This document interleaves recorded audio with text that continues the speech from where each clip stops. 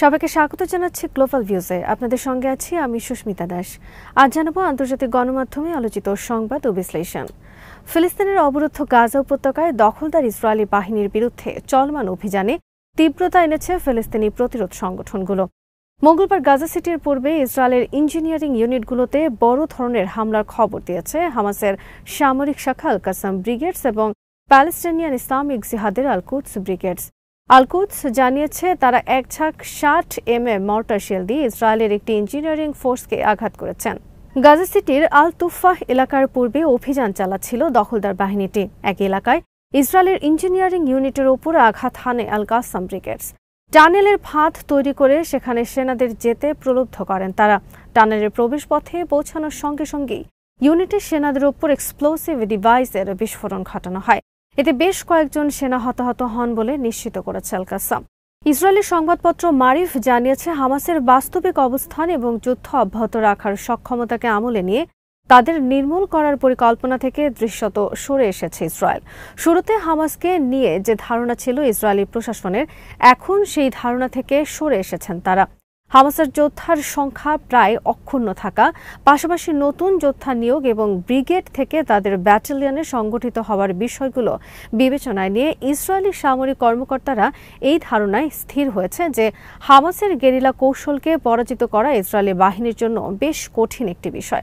সামরিক কর্মকর্তাদের বরাতে মারিফ বলেছে, এই অবস্থায় হামাসকে নির্মূল করার লক্ষ্য কোনোভাবেই বাস্তবতার সঙ্গে সঙ্গতিপূর্ণ নয়। আরেক ইসরায়েলি দৈনিক হারেটস জানিয়েছে তাদের সাদার্ন কমান্ড স্বীকার করেছে যে রাফা শহরে পুনরায় সংগঠিত হয়ে বিপুল সংখ্যক হামাস যোদ্ধাদের উপস্থিতি ইসরায়েলি লক্ষ্যকে বড় ধরনের চ্যালেঞ্জের মুখে ফেলেছে। ইয়েমেনের হুথি আনসারাল্লাহ নেতৃত্বাধীন সশস্ত্র বাহিনী মঙ্গলবার আরও একটি মার্কিন MQ-9 রিপার ড্রোন ভূপাতিত করেছে। বাহিনীর তরফে জানানো হয়, ইয়েমেনি আকাশ সীমায় শত্রুতামূলক মিশন পরিচালনার সময় ড্রোনটিকে ভূপাতিত করা হয়।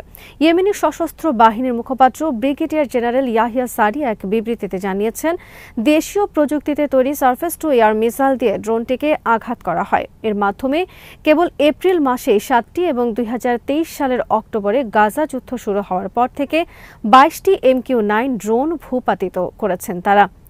একই বিবৃতিতে সারি জানান, লোহিত সাগর এবং আরব সাগরে মার্কিন বিমানবাহী রণতরী USS হ্যারি ট্রুম্যান এবং USS কার্ল ভিনসনে আবার হামলা চালিয়েছেন তারা।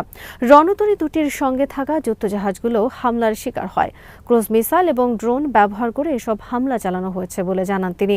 সারি জানান, সাম্প্রতিক সপ্তাহগুলোতে ইয়েমেনের প্রতিরক্ষা সক্ষমতায় উল্লেখযোগ্য অগ্রগতি এসেছে। এর মাধ্যমে তারা শত্রুর গতিবিধি সফলভাবে শনাক্ত করেছেন এবং অনেক হামলাকে নিখুঁতভাবে পরাস্ত করেছেন। ফিলিস্তিনি জনগণের প্রতি ইয়েমেনের সমর্থন পুনর্ব্যক্ত করে তিনি বলেন, গাজায় আগ্রাসন বন্ধ এবং উপত্যকাটি থেকে অবরোধ তুলে না নেওয়া পর্যন্ত ইসরায়েল ও যুক্তরাষ্ট্রের অশুভ তৎপরতার বিরুদ্ধে তাদের অভিযান অব্যাহত থাকবে। ইসরায়েলের অভ্যন্তরীণ গোয়েন্দা সংস্থা শিন বেতের প্রধান রোনেন বার প্রধানমন্ত্রী বেঞ্জামিন নেতানিয়াহুর বিরুদ্ধে গুরুতর অভিযোগ এনেছেন। সুপ্রিম কোর্টে দেয়া বিবৃতিতে তিনি বলেছেন, নেতানিয়াহু তাকে বরখাস্ত করার চেষ্টা করেছেন কারণ তিনি নেতানিয়াহুর ব্যক্তিগত ও রাজনৈতিক স্বার্থ রক্ষার অবৈধ আদেশ মানতে রাজি হননি। অন্যদিকে নেতানিয়াহু পাল্টা অভিযোগ এনে বলেছেন, রোনেন বার বিশ্বাসঘাতকতা করেছেন আর এই বিশ্বাসভঙ্গের কারণে 2023 সালের অক্টোবরে ইসরায়েলে হামলা চালাতে সক্ষম হয় হামাস। রোনেন বার সুপ্রিম কোর্টে জানান, বরখাস্তের বিষয়টি নেতানিয়াহুর মাথায় আসে 2024 সালের নভেম্বর থেকে 2025 সালের ফেব্রুয়ারির মধ্যে। ওই সময় নেতানিয়াহু বারবার শিন বেতকে নির্দেশ দিয়েছেন যেন সরকার বিরোধী আন্দোলনে অংশগ্রহণকারী নাগরিকদের বিরুদ্ধে ব্যবস্থা নেওয়া হয় এবং প্রতিবাদে অর্থায়নকারীদের উপর নজরদারি চালানো হয়। আরও বিস্ফোরক অভিযোগে তিনি বলেন, একটি নিরাপত্তা সংক্রান্ত অনুরোধপত্রে তাকে স্বাক্ষর করতে বলা হয়েছিল যা নেতানিয়াহুকে দুর্নীতির মামলায় বিচার এড়াতে সাহায্য করতে পারত। ওই মামলায় প্রধানমন্ত্রী নেতানিয়াহুর বিরুদ্ধে ঘুষ, প্রতারণা ও জনগণের বিশ্বাসভঙ্গের অভিযোগ রয়েছে। রোনেন বার বলেন, 2023 সালের 7 অক্টোবর হামাসের হামলার আগে সরকারকে সতর্ক করা হয়েছিল, কিন্তু সেই সতর্কতা উপেক্ষা করা হয়। শিন বেত সেই হামলার পেছনের ব্যর্থতা এবং হুঁশিয়ারি উপেক্ষার বিষয়েও তদন্ত চালিয়ে আসছে। এদিকে প্রধানমন্ত্রীর দপ্তর থেকে রোনেন বারের সব বক্তব্যকে সম্পূর্ণ মিথ্যা বলে দাবি করা হয়েছে। তাদের বক্তব্য বরখাস্তের পেছনে কোনো তদন্ত বন্ধ করার উদ্দেশ্য ছিল না। আল জাজিরা জানিয়েছে ইসরায়েলি বাহিনী গাজায় নির্বিচার বোমাবর্ষণ অব্যাহত রেখেছে এবং গাজা সিটির একটি আশ্রয় কেন্দ্রে হামলা চালিয়েছে। বুধবারের এই হামলায় আশ্রয় কেন্দ্রে আগুন লেগে এক শিশুসহ অন্তত 10 জন নিহত হন। তাছাড়া মঙ্গলবার উপত্যকা জুড়ে কমপক্ষে 32 জন ফিলিস্তিনি নিহত হন বলে জানিয়েছে গাজার স্বাস্থ্য মন্ত্রণালয়। 2023 সালের অক্টোবর থেকে ইসরায়েলের গণহত্যামূলক আগ্রাসনে ভূখণ্ডটিতে মোট মৃতের সংখ্যা বেড়ে 51,266 জনে পৌঁছেছে বলে জানায় মন্ত্রণালয়। তাদের বিবৃতিতে বলা হয়েছে, ইসরায়েলি হামলায় আহত 60 জনেরও বেশি মানুষকে মঙ্গলবার গাজার বিভিন্ন হাসপাতালে নেওয়া হয়েছে। এর ফলে সংঘাতের শুরু থেকে আহতের সংখ্যা বেড়ে 1,16,991 জনে পৌঁছেছে। অনেক মানুষ এখনও ধ্বংসস্তূপের নিচে এবং রাস্তায় পড়ে থাকলেও উদ্ধারকারীরা তাদের কাছে পৌঁছাতে পারছেন না।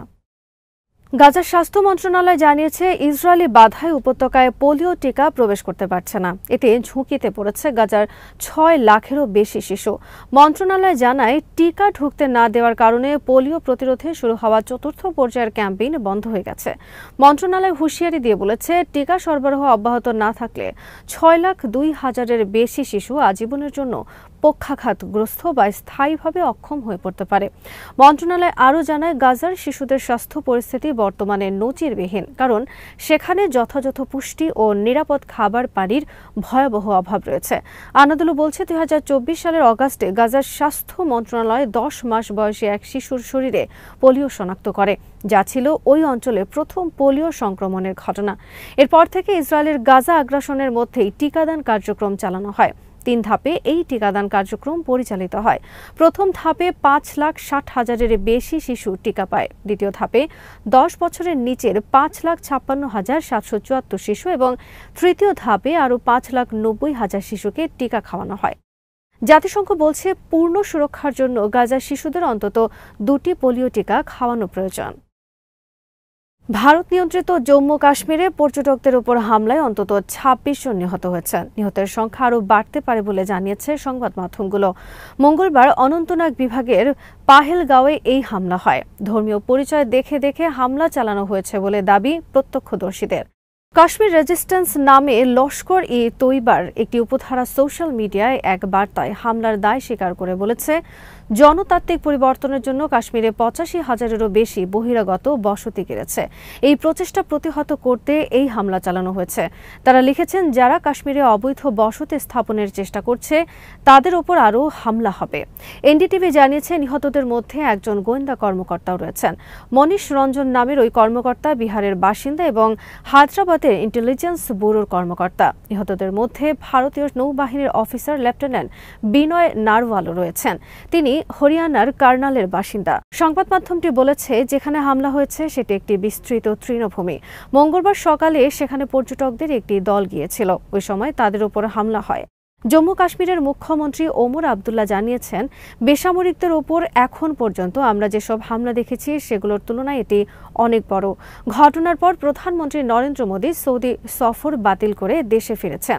স্বরাষ্ট্রমন্ত্রী অমিত শাহ জরুরি ভিত্তিতে ভারত নিয়ন্ত্রিত কাশ্মীরের রাজধানী শ্রীনগরে গেছেন। সেখানে একাধিক উচ্চ পর্যায়ের বৈঠক করেছেন তিনি। পিটিআই জানিয়েছে, ঘটনাস্থল ছিল বৈসারান তৃণভূমি। সেখানে একটি রিসোর্টের কাছে হামলার পর অনেকের মরদেহ পড়ে থাকতে দেখা গেছে।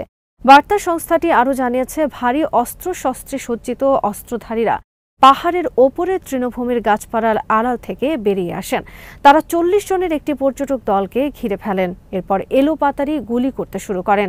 পিটিআই সূত্রে বলা হয়েছে, এই ঘটনার পর মঙ্গলবার রাতে সৌদি বাদশার নৈশভোজ অনুষ্ঠানে যোগ না দিয়েই নয়াদিল্লির বিমানে দেশে ফিরেছেন মোদি। যুবরাজ মোহাম্মদ বিন সালমানের আমন্ত্রণে তৃতীয়বারের মতো সৌদি সফরে গিয়েছিলেন তিনি। বুধবার রাতে দিল্লির উদ্দেশ্যে রওনা দেওয়ার কথা ছিল তার।